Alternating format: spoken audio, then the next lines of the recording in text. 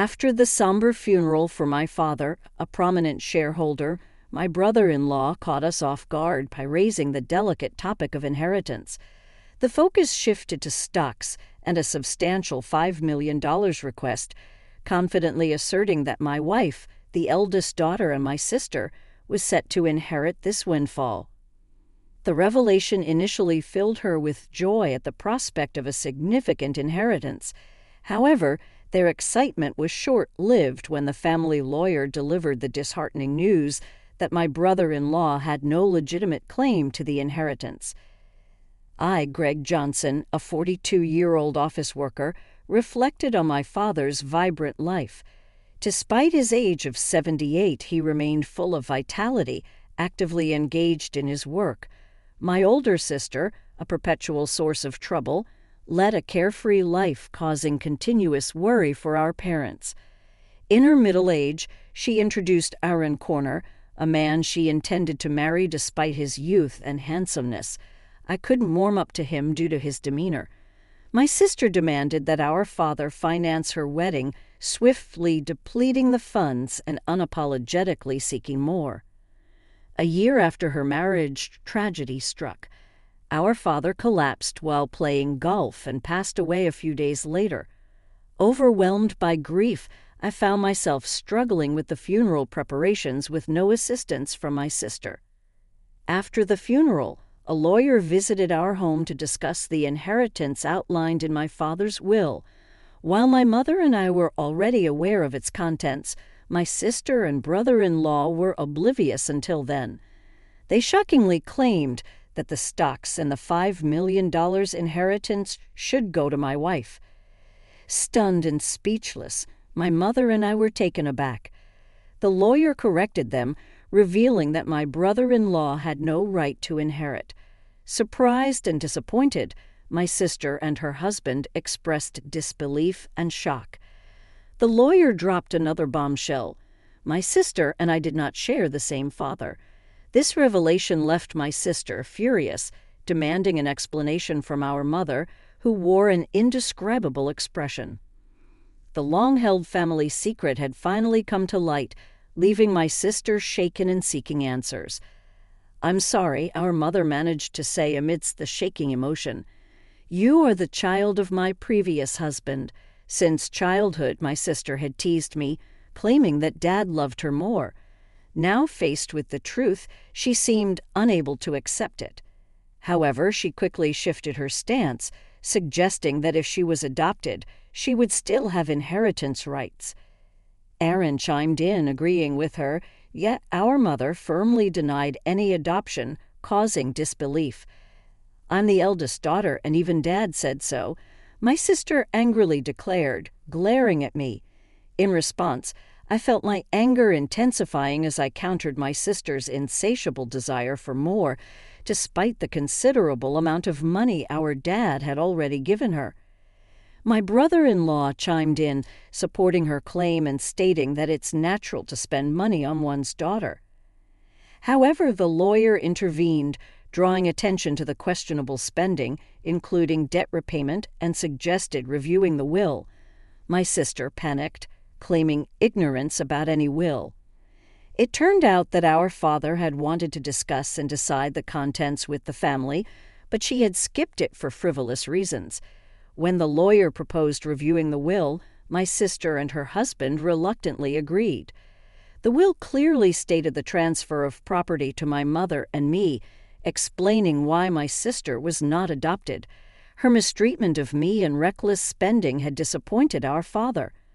Realizing she had no right to the inheritance, my sister was visibly shocked, and her brother-in-law, who had initially supported her, suddenly changed his tune, accusing her of lying and abruptly leaving the room.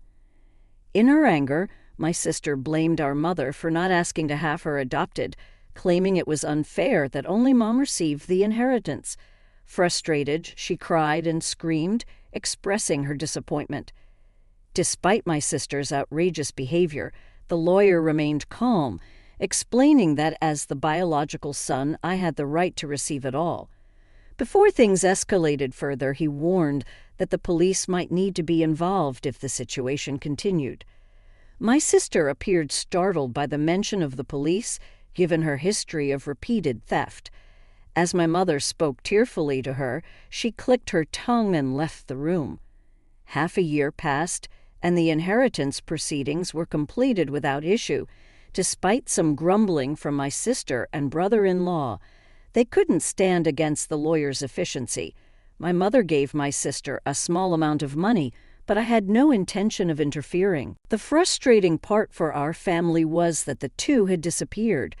Their blood and greed were so evident that even our relatives were lost for words. One day my wife suggested that my mother, daughter, and I go out to eat. Since my father's passing, our mother had been down but showed smiles when with her granddaughter.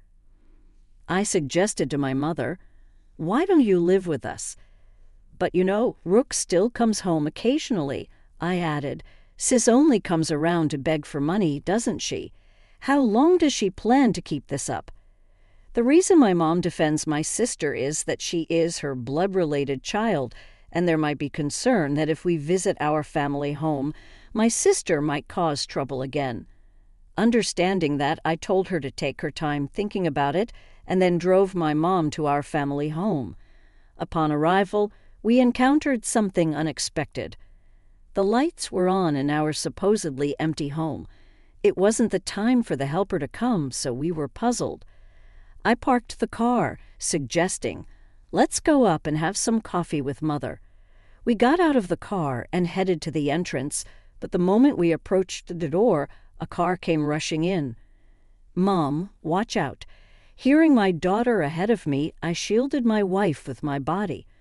The car just grazed me, and I managed to dodge it, but I collided with a nearby flower bed, injuring myself badly. The car stopped after hitting the garage door.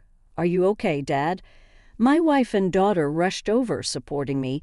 Mother was trembling in shock at the sudden event, understandably. From that moment on, a day of turmoil began. I was taken to the hospital by ambulance and had to be hospitalized briefly. Later, I heard that Aaron Mourner, my brother-in-law, was driving the car. According to the police, he explained that he mistook the accelerator for the brake. However, I had my doubts about that story. Amidst all of this, my sister and mother visited me in the hospital. Mother left briefly to arrange flowers, and during that time my sister coldly looked at me and said, "You're only tough in body, huh?" with a slightly disappointed tone. I couldn't help but give her a smile. If I had died in the accident, Mom would inherit everything, right? "Messed up your plan," I said a bit sarcastically. My sister looked uneasy. "You planned this, didn't you?" When I asked, my sister looked away, and I added, "But I won't be accepting Mom's share, so it won't work out for you." My sister looked surprised at this. She probably thought I would naturally accept it. "I have a wife and kids, so I'll pass the inheritance to them. It's not strange for the head of the family to think that way. Even so, I've made a will early, like Dad did," I explained. My sister was taken aback at this. "What?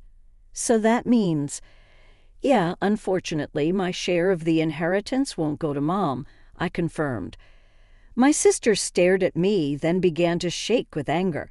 "There's $5 million, right? You could at least share a bit." When I immediately refused, my sister furiously grabbed my collar. "I'm your sister. We should split it." Whether it was the amount of the inheritance that drove her mad, she continued to scream in a very aggressive voice. I felt pity for my sister. "It's that greedy attitude that disappointed Dad? Don't you get it?" My sister's face turned even redder, and she grabbed my neck. "Bro, stop it." Mother, who had just returned, scolded her loudly. Then the nurses called by the nurses call button arrived and escorted my sister out of the room. The room mother seemed to want to protect my sister, but my sister had lashed out at her too. As she left, she asked, "Why did she turn out like this?" Hearing Mother say this sadly, I felt a pain in my heart. Later, Mother's health deteriorated, and she fell off gradually, weakening. My wife and I started visiting the family home more frequently to support her, but this seemed to upset my sister. Probably she encountered my wife when coming to ask for money or heard about it from Mother. One day my sister called my cell phone. "From now on, we will take care of Mom. You guys don't need to come." However, my sister wasn't listening and said, "We've already decided," before hanging up. My wife told me she had been turned away by my sister too. Concerned about how my sister, who had no experience in household chores or living, would manage, I quickly contacted Mother. To my surprise, I found out that my brother-in-law had experience in caregiving. Mother was still independent, not yet in a worrying state.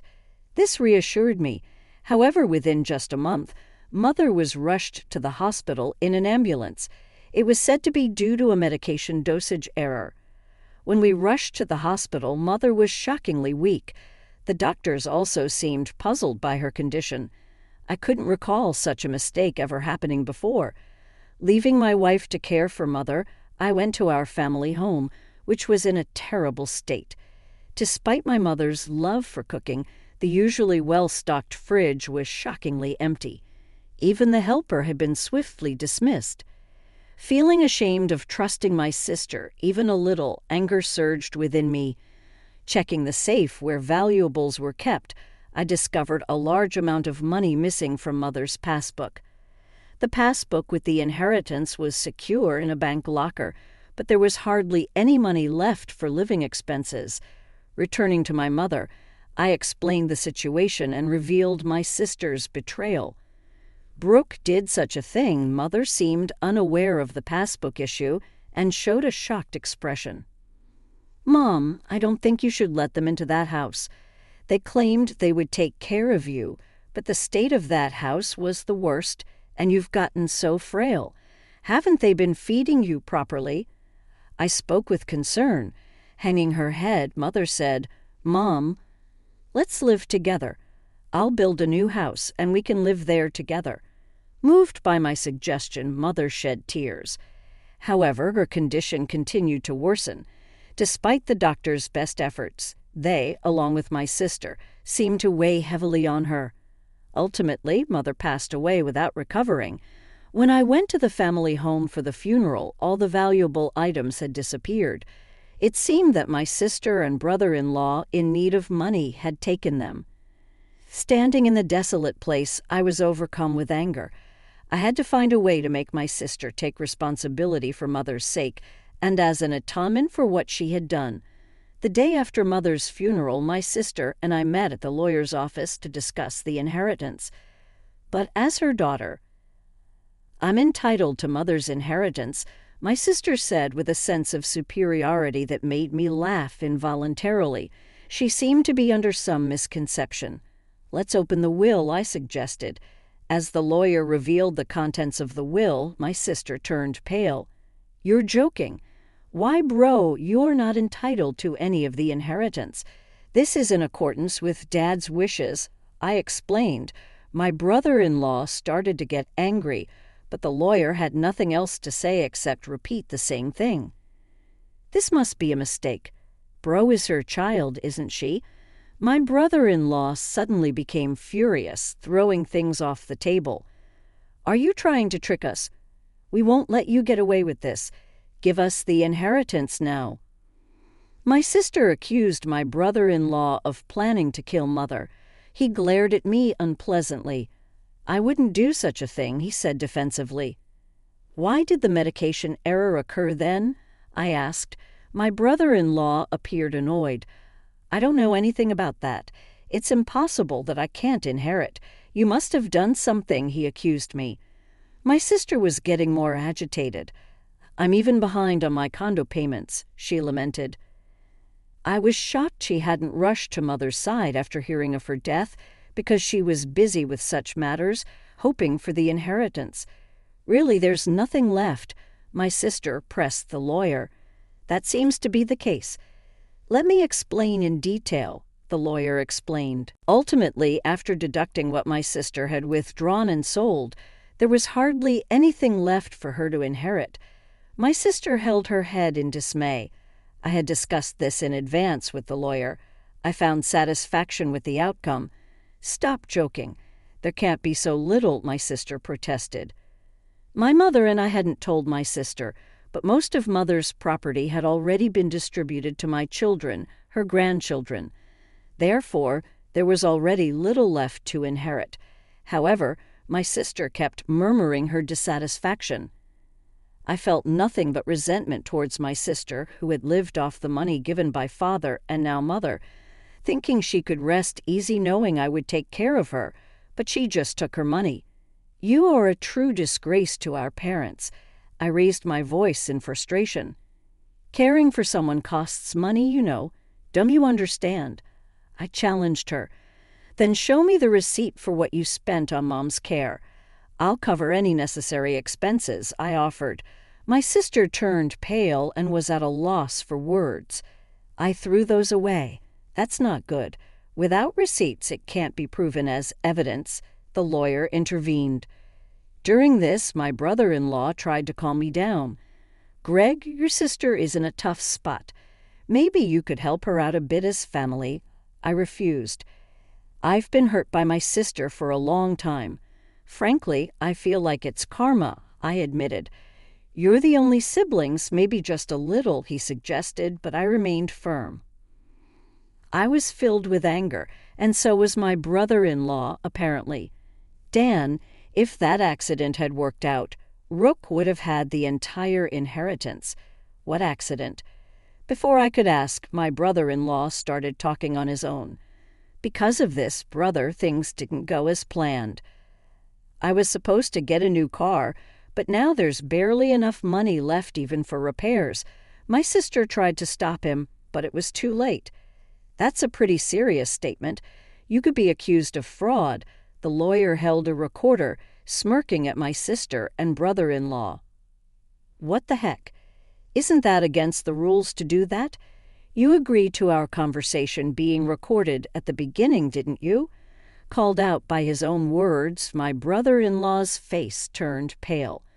To him, I had one thing to say: "Aaron, I will be pressing charges about that accident." "Don't joke. Where's the evidence?" My brother-in-law protested. "The evidence has just been provided by you," my sister cried, beginning to hit my brother-in-law. "You idiot. It's all your fault. Why did you say that?" Later, my brother-in-law faced legal consequences for his actions. Additionally, unresolved suspicions about his past emerged, requiring police involvement. For some time, my sister, as an accomplice, was said to face lesser charges. However, struggling with her condo payments, she was turned away by relatives when she asked for money. In contrast, I chose to work earnestly and not rely on inheritance. Now, receiving stock dividends has become a small pleasure in my life. In the aftermath of the legal proceedings, the rift between my sister and me widened. The family bonds that were already strained became nearly non-existent. Despite her attempts to seek support from relatives, my sister faced a cold shoulder, and her financial struggles continued. Meanwhile, I focused on building a stable and fulfilling life for my own family. Working diligently, I found solace in providing for my wife and children without relying on the tumultuous inheritance battles that had plagued us. The stock dividends became not just a financial benefit, but a symbol of my commitment to a more secure and principled life. Over time, my sister's situation didn't improve. The consequences of her actions weighed heavily on her, both financially and emotionally. It became a stark reminder of the importance of responsible choices and the lasting impact they can have on one's life. As the years passed, I held no ill will towards my sister, recognizing that everyone faces their own battles and makes their own choices. Still, the events that unfolded served as a powerful lesson about the significance of integrity, responsibility, and the enduring consequences of one's actions. In the midst of the turmoil, I found strength in forging ahead with resilience, determined to create a future that wasn't tainted by past misfortunes. The dividends, once a mere financial gain, evolved into a testament to the enduring power of personal growth and the ability to rise above adversity. Life moved forward, and I embraced the opportunities to thrive, leaving behind the shadows of familial discord. The lessons learned from this chapter of my life became an integral part of shaping my values and decisions, ensured a legacy built on principles rather than the pursuit of material gain. In the end, it was not the inheritance that defined my journey, but the choices made along the way. Choices that led to a life grounded in authenticity, resilience, and a commitment to building a better future for those I cared about the most.